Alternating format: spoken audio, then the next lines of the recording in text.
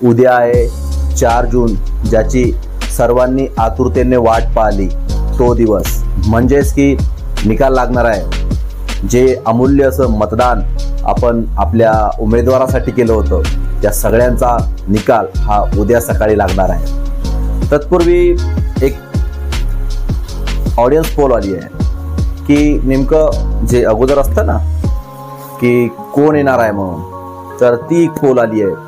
आणि ही पोल बुलढाणेकरांना काय वाटतं, किती टक्के वाटतं तुम्हाला की ही पोल 100% खरी असणार की आणखीन काही वेगळं पाहायला मिळणार? तर चलूया बघूया आपण हा व्हिडिओ।